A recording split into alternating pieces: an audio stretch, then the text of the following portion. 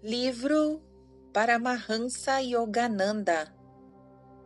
A autobiografia de um yogi contemporâneo. Capítulo 39. Teresa Newman, a estigmatizada católica. Volte à Índia. Tenho esperado por você pacientemente durante 15 anos. Em breve, nadarei para fora deste corpo rumo ao domicílio esplendoroso. Yogananda, venha! A voz de Sri Yukteswar ressoou surpreendentemente em meu ouvido astral enquanto eu meditava, sentado à minha sede, em Monte Washington, atravessando 16.000 quilômetros num piscar de olhos. Sua mensagem penetrou em meu ser como a luz num relâmpago. 15 anos? Sim, refleti. Estamos em 1935. Passei 15 anos na América, propagando os ensinamentos de meu guru. Agora ele me chama. Algumas horas depois, descrevi minha experiência a um querido amigo, o Sr. James Lin. Seu desenvolvimento espiritual pela prática diária de Kriya Yoga tem sido tão notável que eu o chamo com frequência de Santo Lin. Nele e em vários outros discípulos ocidentais, vejo com felicidade cumprir-se a profecia de Babaji de que também o Ocidente produziria santos de autêntica percepção de Deus através da antiga senda de Yoga. O Sr. Lin insistiu generosamente em doar o necessário para minha viagem. Assim, resolvido o problema financeiro, fiz os planos de embarque para a Índia, via Europa. Em março de 1935, registrei na Self-Realization Fellowship, segundo as leis do Estado da Califórnia, como organização não sectária e não lucrativa, destinada a existir perpetuamente. Doei à SRF tudo o que me pertence na América, inclusive os direitos autorais de todos os livros escritos por mim. SRF sustenta-se com a venda de minhas obras e com as doações de seus membros e do público, à semelhança da maioria das instituições educacionais e religiosas. Eu voltarei, disse a meus estudantes. Jamais esquecerei a América. Durante o banquete de despedida que amigos queridos me ofereceram em Los Angeles, fitei-lhes demoradamente os semblantes e pensei agradecido. Senhor, a quem se lembra de ti como o único doador, nunca faltará a doçura da amizade entre os mortais. Parti de Nova York em 9 de junho de 1935, no vapor Europa. 2 estudantes me acompanhavam. Meu secretário, o Sr. Richard Wright, e uma dama de meia-idade, a Sra. Ethel Blatt, de Cincinnati. Desfrutamos dias de paz oceânica em bem-vindo contraste com as semanas anteriores de pressas e trabalhos. Nosso período de descanso foi curto. A velocidade dos navios modernos tem seus aspectos lamentáveis. Como qualquer outro grupo de turistas curiosos, caminhamos pela antiga e enorme cidade de Londres. No dia seguinte à minha chegada, convidaram-me a falar a uma grande assistência em Keston Hall. sendo apresentado aos ouvintes londrinos por Sir Francis Young's Band. Nosso grupo passou um dia agradável como hóspedes de Sir Harry Lauder, em sua propriedade rural na Escócia. Alguns dias mais tarde, nossa pequena comitiva cruzou o Canal da Mancha para o continente, pois eu desejava fazer uma peregrinação à Baviera. Senti que esta seria a única oportunidade de visitar a grande mística católica Teresa Neumann, de Connersreuth. Eu lera há anos atrás um admirável relato sobre Teresa. O artigo trazia os seguintes informes. Número 1. Teresa, nascida na Sexta-feira da Paixão, em 1892, feriu-se num acidente aos 20 anos. Ficou cega e paralítica.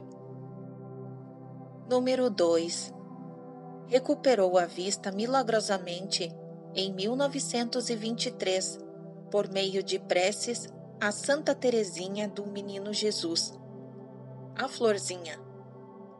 Mais tarde, as pernas de Teresa Neumann foram curadas instantaneamente. Número 3. A partir de 1923, Teresa absteve-se completamente de alimentos e bebidas, exceto a ingestão diária de uma pequena hóstia consagrada. Número 4. Estigmas, chagas de Cristo, apareceram na cabeça, peito, mãos e pés de Teresa em 1926, todas as sextas-feiras. Observação 329. Desde 1939, início da última guerra, Teresa não sofria a paixão em cada sexta-feira, mas somente em alguns dias do ano. Biografia desta mística por Friedrich Ritter von Lama. Teresa Neumann, uma estigmatizada de nossos dias.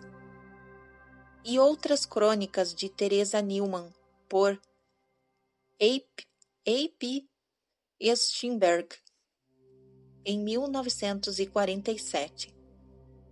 A história de Teresa Neumann, todos publicados por Bruce Pub, em Milwaukee, Wisconsin.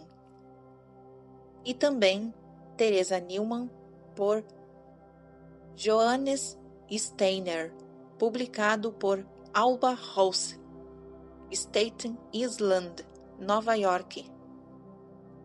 Fim da observação 329. Continuação da narrativa. Ela revive a paixão de Cristo, padecendo em seu próprio corpo as históricas agonias de Jesus. Número 5. Conhecendo apenas o simples idioma germânico de sua aldeia, durante os transes de sexta-feira, Teresa pronuncia frases que os eruditos identificaram como aramaico antigo. Em certas etapas de sua visão, ela fala hebraico ou grego. Número 6. Com permissão eclesiástica, Teresa submeteu-se diversas vezes à rigorosa observação científica. O Dr. Fritz Gerlich, redator de um jornal protestante alemão, foi a Connersreuth para desmascarar a fraude católica, mas terminou por escrever reverentemente a biografia de Teresa. Como sempre fosse no Oriente ou no Ocidente, eu estava ansioso por encontrar uma santa. Regozijei-me quando nosso pequeno grupo entrou, em 16 de julho, na curiosa aldeia de Connersreuth. Os camponeses bávaros demonstravam vivo interesse por nosso automóvel Ford trazido da América. e seus ocupantes tão diversos: um jovem norte-americano, uma senhora idosa e um oriental de pele azeitonada, com longos cabelos escondidos sobre a gola do paletó. A casinha da Teresa, limpa e arrumada, com gerânios florescendo junto a um poço primitivo, estava aí, silenciosamente fechada. Os vizinhos e até o carteiro da povoação que por ali passava não nos puderam dar qualquer informação. A chuva começou a cair. Meus companheiros sugeriram que partíssemos. Não, disse eu, obstinado. Permanecerei aqui até achar algum indício de que me leve a Teresa. 2 horas mais tarde estávamos ainda sentados em nosso carro sob a pesada chuva. Suspirei queixoso.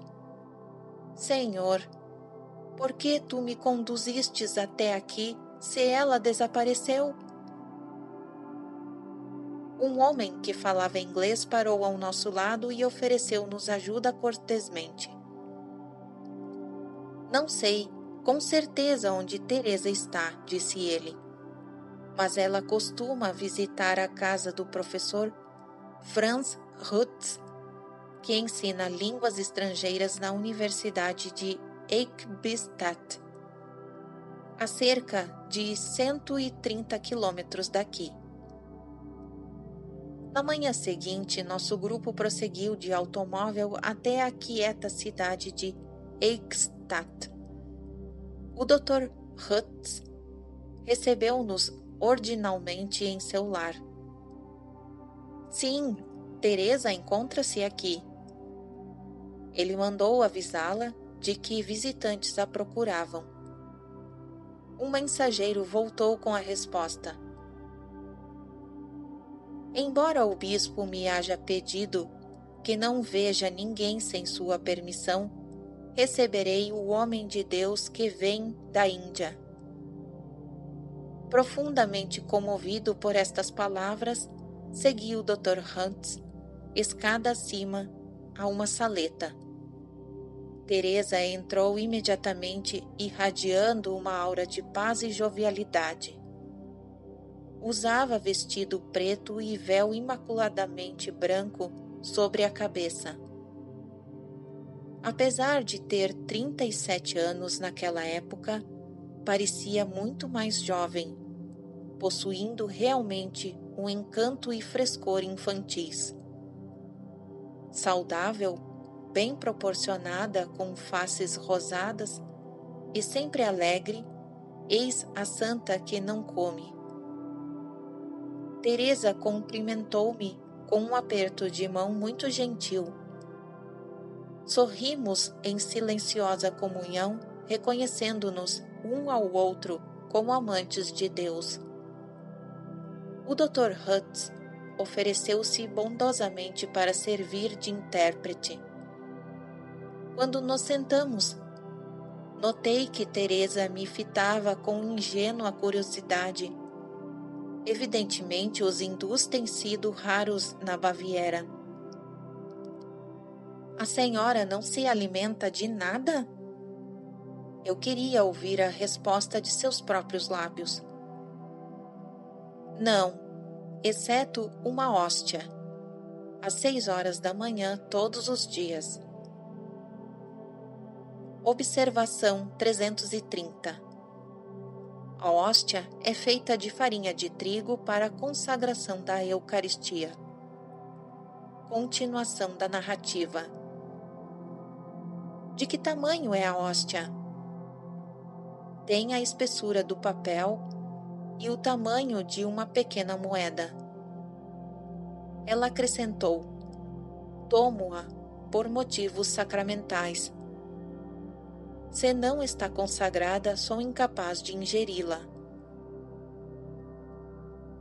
Mas a senhora certamente não podia viver apenas disso durante 12 anos inteiros. Vivo da luz de Deus. Que simples a sua resposta, que einsteiniana. Compreendo. Sabe que a energia flui para o interior de seu corpo proveniente do éter, do sol e do ar. Um rápido sorriso iluminou-lhe a face. Sinto-me muito feliz por compreender de que modo eu vivo. Sua sagrada vida é uma demonstração diária da verdade proclamada por Cristo. Não só de pão viverá o homem, mas de toda palavra que sai da boca de Deus. Observação 331.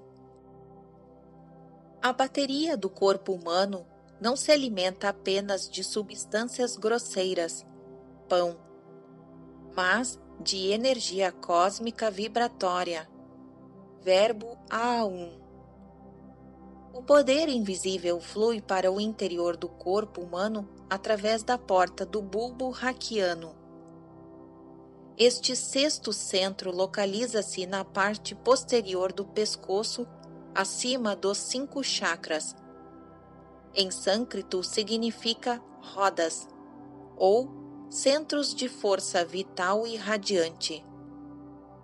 O bulbo raquiano, entrada principal por onde penetra a A1, ou energia de vida universal que abastece o corpo, relaciona-se diretamente por polaridade com o centro da consciência crística, Kutastha, no olho único, entre as sobrancelhas, sede do poder de vontade do homem.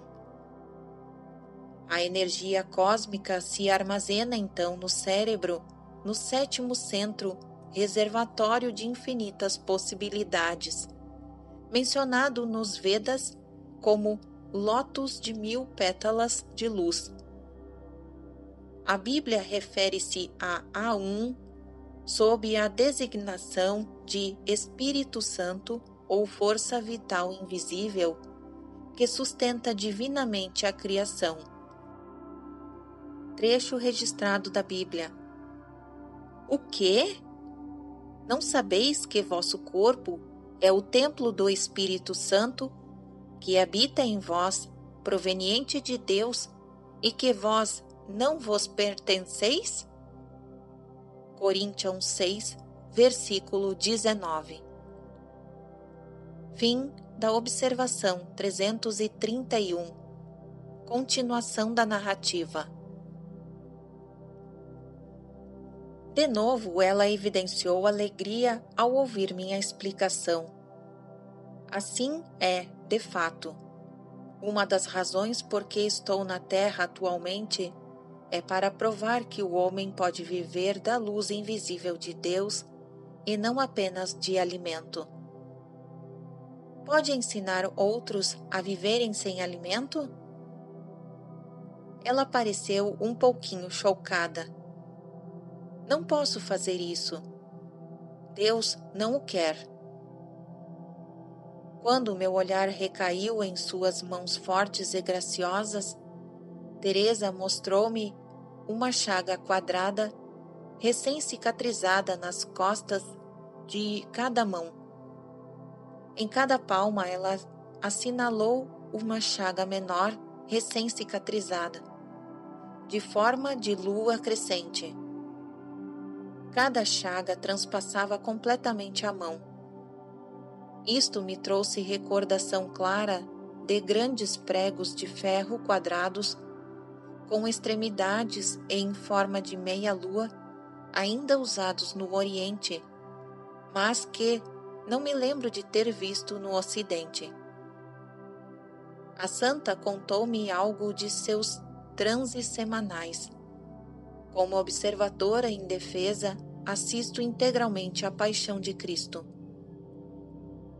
Cada semana, de quinta-feira à noite até sexta-feira, à 1h da tarde, suas chagas abrem e sangram.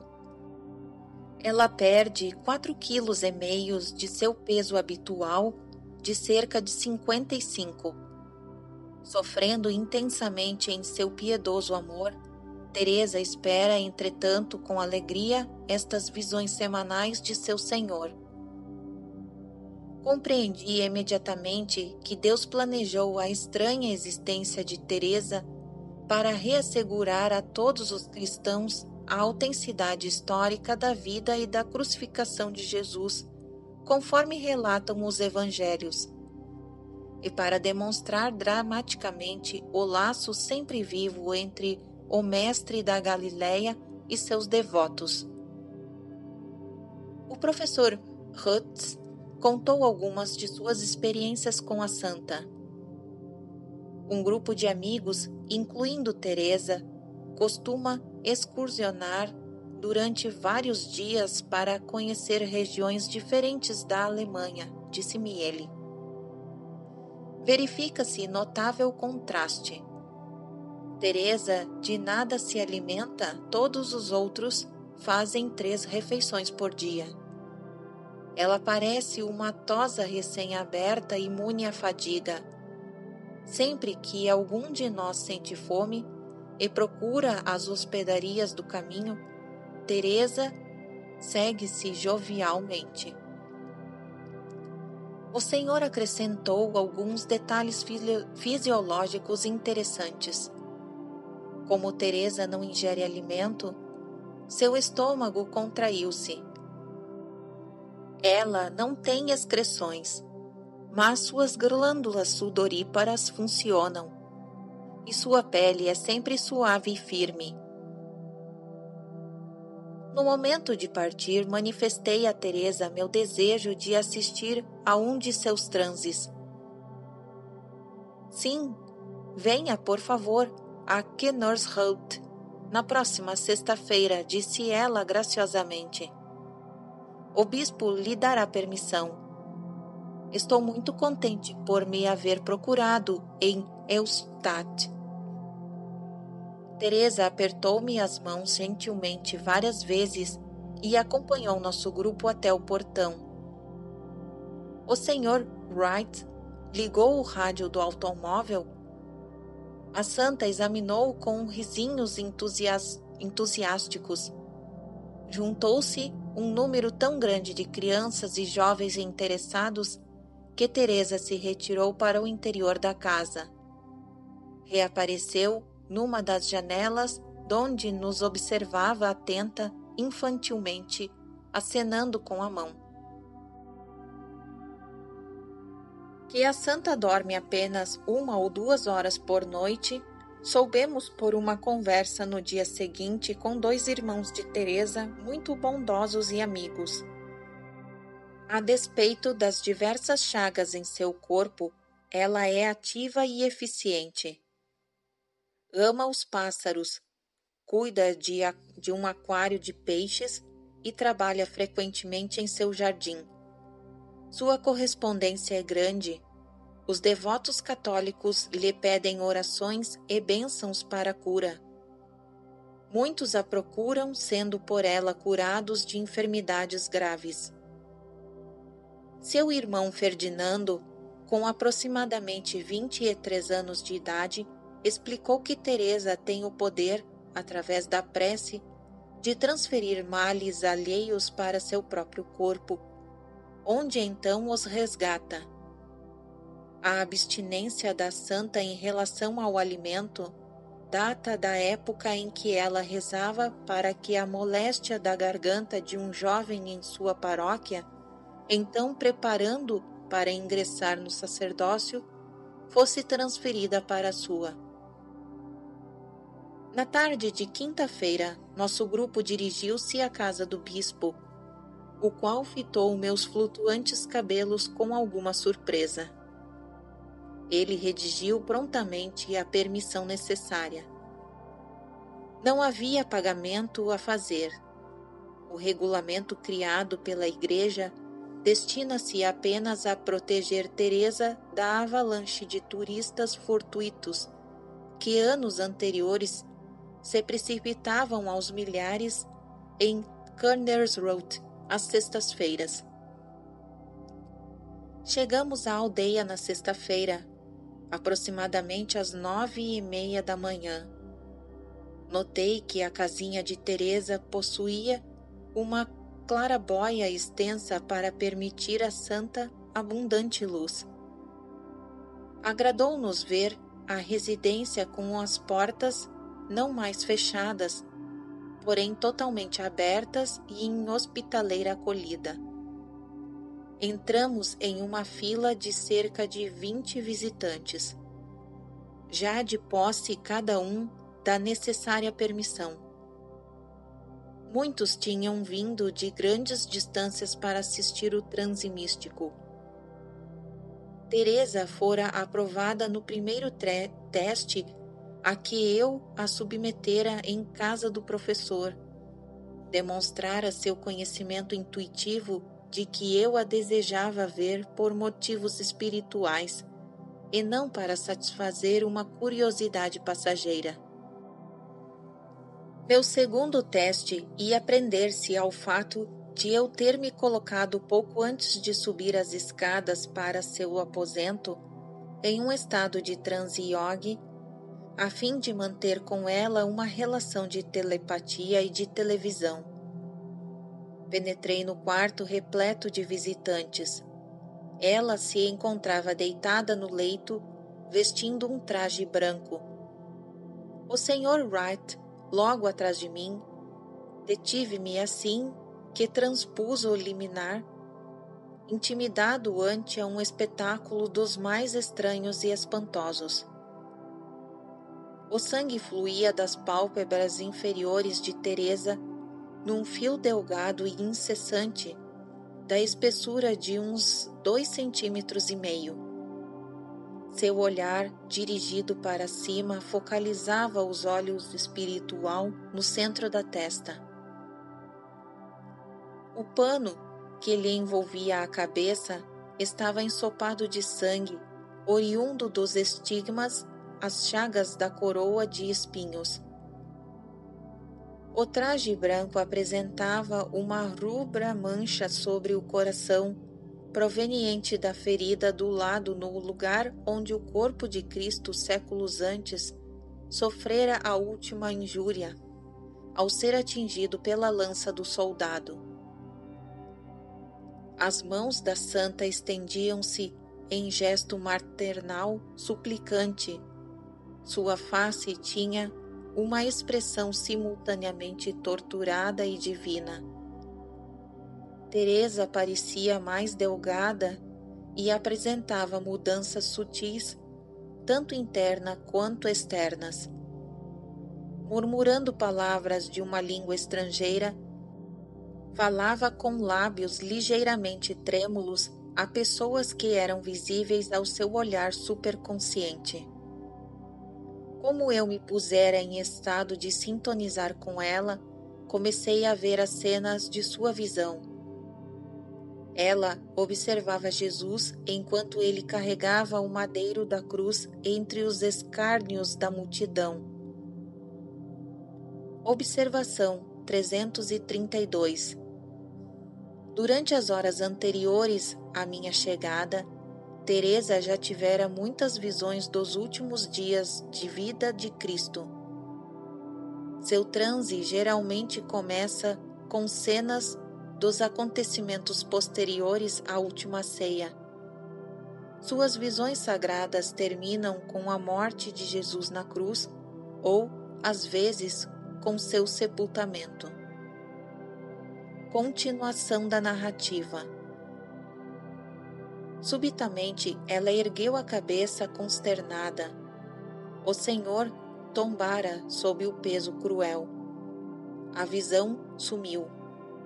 Exausta em sua fervorosa piedade, Teresa caiu pesadamente sobre o travesseiro. Neste momento, ouvi um baque forte atrás de mim. Voltando a cabeça durante um segundo, vi 2 homens carregarem para fora um corpo inanimado. Mas, por estar saindo do profundo estado superconsciente, não reconheci imediatamente a pessoa que havia caído. Fixei outra vez o olhar no rosto de Teresa mortalmente pálido sob os filetes de sangue, mas agora tranquilo, irradiando pureza e santidade. Pouco depois olhei para trás de mim e vi o Sr. Wright de pé, com a mão sobre a face manchada de sangue. Perguntei ansioso: quem caiu? Foi você? Sim, desmaiei com o pavoroso espetáculo. Bem, disse-lhe eu, para consolá-lo, você tem a coragem de voltar e presenciar outra vez o espetáculo.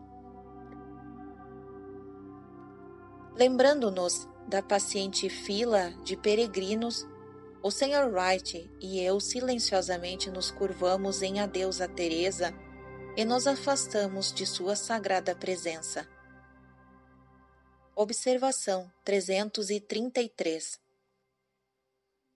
Um despacho da agência internacional New Service, vindo da Alemanha em 26 de março de 1948, informava: uma camponesa jazia em seu catre nesta sexta-feira santa. Tinha a cabeça e mãos e os ombros assinalados de sangue e nos mesmos lugares em que o corpo de Cristo sangrara com os pregos da cruz e da coroa de espinhos. Milhares de alemães e de norte-americanos, cheios de temor reverente, desfilaram em silêncio ao lado da cama de Teresa Neumann em sua casinha de aldeia. A grande estigmatizada morreu em Kannerreuth em 18 de setembro de 1962. Nota registrada na SRF. Fim da observação 333. Continuação da narrativa. No dia seguinte, nosso pequeno grupo prosseguiu de automóvel em direção ao sul. Agradecido por não precisar depender de trens, podendo, ao contrário, parar nosso Ford onde quiséssemos, ao longo da paisagem rural, desfrutamos cada minuto de nossa viagem através da Alemanha, Holanda, França e Alpes suíços. Na Itália, fizemos uma excursão especial a Assis, em homenagem ao apóstolo da humanidade, São Francisco de Assis.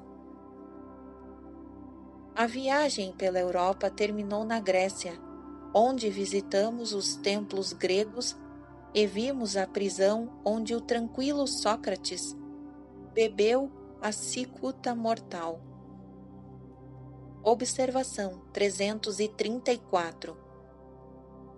Uma passagem do Eusébio relata interessante encontro entre Sócrates e um sábio hindu. Textualmente, Aristóxenos, o músico, narra a seguinte história sobre os hindus. Um destes homens encontrou Sócrates em Atenas e perguntou-lhe qual era o objetivo de sua filosofia. Uma investigação dos fenômenos humanos, replicou Sócrates, o que fez o hindu explodir de riso. Como pode um homem investigar os fenômenos humanos quando ignora os divinos? O ideal grego, a que fazem eco as filosofias ocidentais, é: homem, conhece-te a ti mesmo. Um hindu diria: homem, conhece o teu ser divino. O dito de Descartes, penso, logo sou, não é filosoficamente válido. As faculdades da razão não podem lançar luz sobre o ser último do homem. A mente humana, à semelhança do mundo dos fenômenos que ela conhece, é um refluxo perpétuo e não pode atingir o fim último das coisas. A satisfação intelectual não constitui o objetivo mais alto. Quem busca a Deus é realmente amante da vida, verdade inalterável. Tudo o mais é avidya, conhecimento relativo. Fim da observação 334. Continuação da narrativa. Desperta plena admiração a arte com que os antigos gregos em todo o país esculpiram os alabastros, as obras de sua imaginação. Tomamos o navio para cruzar o Mediterrâneo ensolarado e desembarcamos na Palestina. Percorrendo dias a Terra Santa, mais do que nunca me convenci do valor da peregrinação. Para o coração sensível, o Espírito de Cristo impregna tudo na Palestina. Caminhei reverentemente ao seu lado em Belém e em Getsemane, no Calvário e no Santo Monte das Oliveiras, ao longo do Rio Jordão e no Mar da Galileia. Nosso pequeno grupo visitou o presépio do Nascimento, a carpintaria de José, o sepulcro de Lázaro, a casa de Marta e Maria, o recinto da Última Ceia e revivemos a antiguidade, cena após cena. Assisti o drama de Cristo que representou então para os séculos vindouros. O Egito veio a seguir, com seu Cairo dos tempos modernos e suas pirâmides de tempos idos. Depois, um navio descendo o longo Mar Vermelho e cruzando o Mar de Omã, e afinal, a Índia.